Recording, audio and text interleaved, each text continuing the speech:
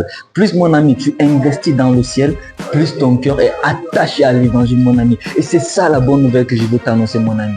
C'est parce que, mon ami, tu investis dans le royaume de Dieu, mon ami. Ton cœur va suivre là où ta richesse est, mon ami.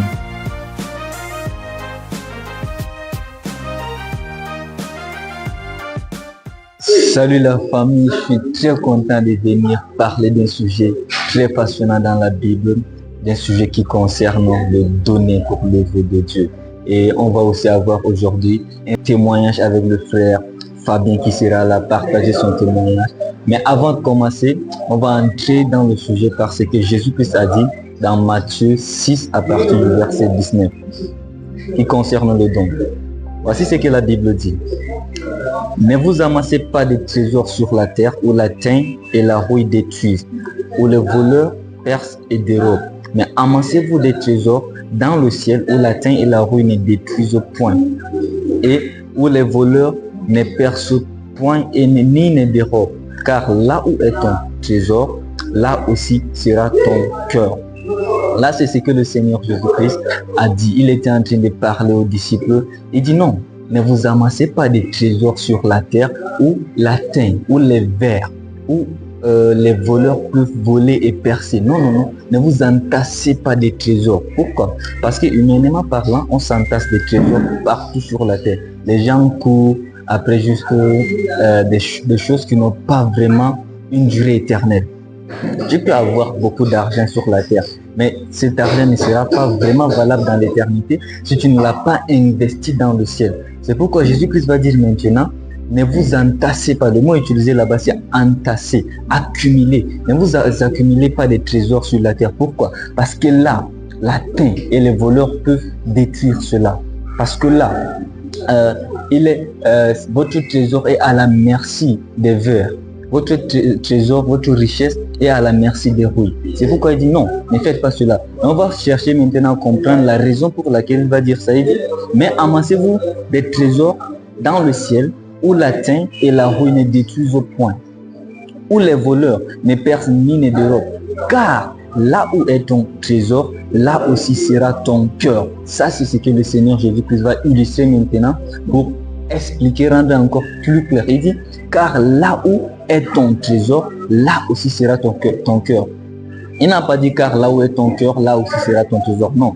Pourquoi? Parce qu'en fait, l'homme est fait de telle sorte à suivre son trésor. Et Dieu veut que nos cœurs soient toujours dirigés vers le ciel et non vers la terre. Dieu veut que nos cœurs soient toujours vers le ciel. C'est pourquoi Jésus dit maintenant, non, n'investissez pas, ne vous accumulez pas de trésors sur la terre. Ça n'a pas de sens. Pourquoi? Parce que la terre passera un jour.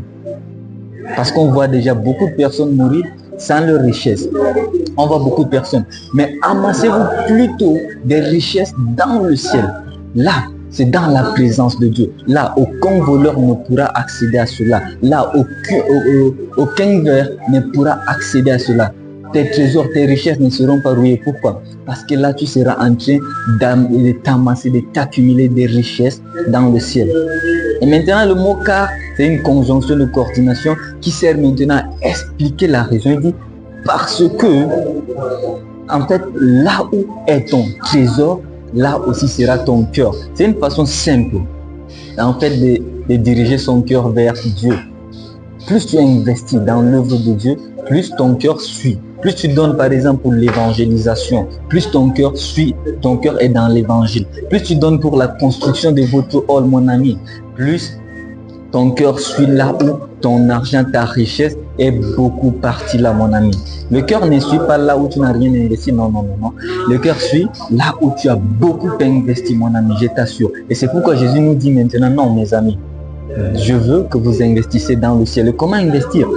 On a beaucoup d'activités dans nos différentes assemblées. On a parfois des campagnes d'évangélisation. On a parfois aussi des programmes de construction de nos halls.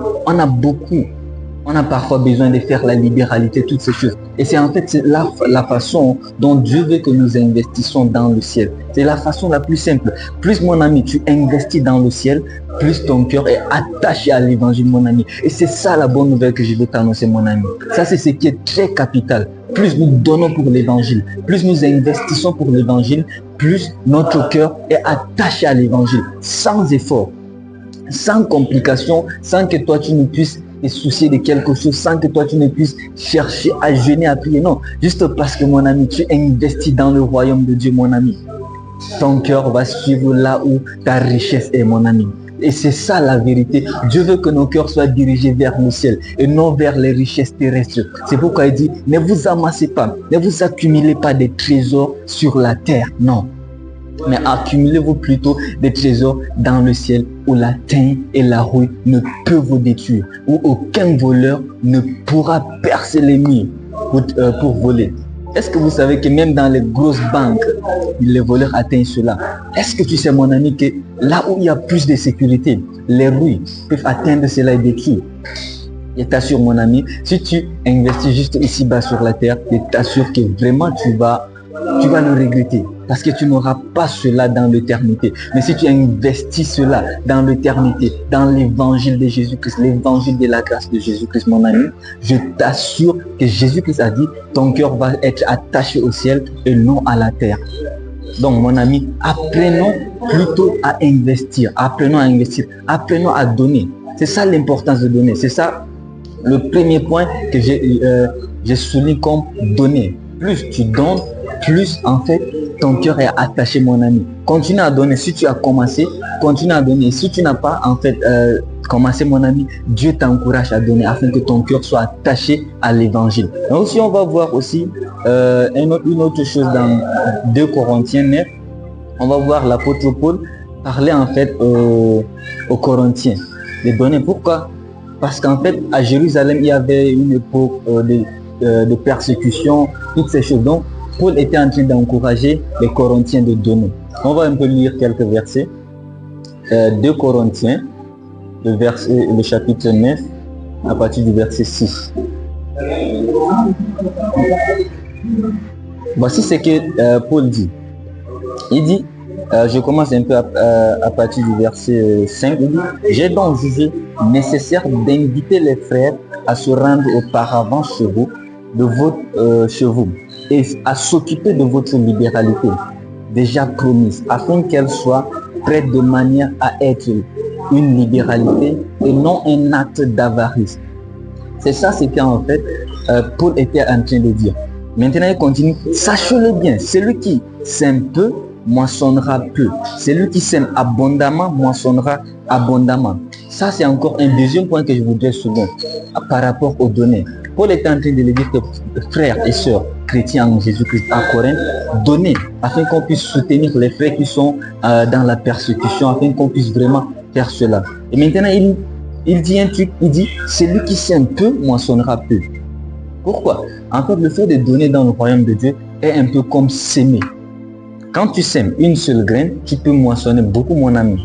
Dans une seule graine, un seul noyau d'une mangue, frère, nous pouvons avoir des milliers et des milliers de mangues, frère.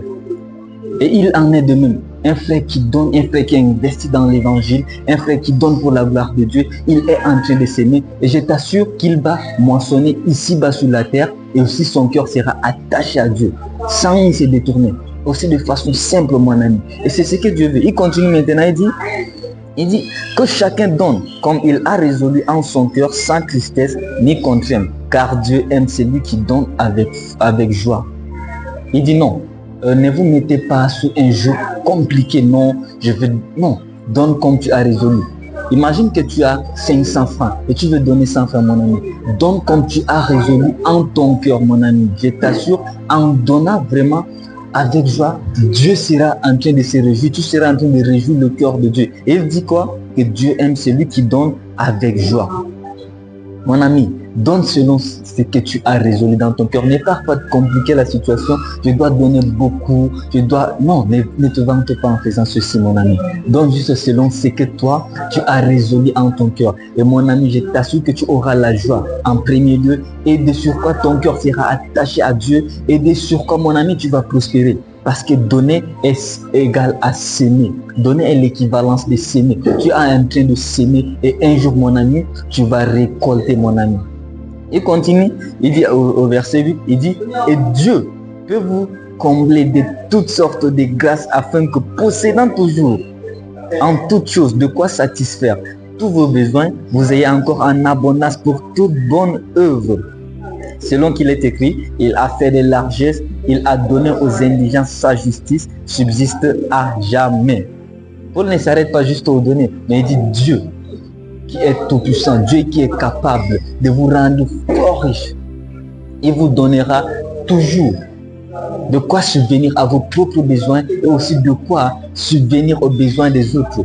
Il ne dit pas cela pour que toi tu te laisses juste, tu t'oublies et que tu sois dans les regrets en donnant. Non, non, non. Il donne comme en mode s'aimer. Tu es en train de s'aimer et Dieu, mon ami, plus tu sèmes, plus tu vas récolter. Dieu va te bénir et il va te rendre fort riche. Pourquoi? Parce qu'en fait, le secret de la prospérité en nous, en Jésus-Christ, c'est d'investir dans le royaume des cieux. Et maintenant, nous allons passer à la rubrique témoignage avec le frère Fabien.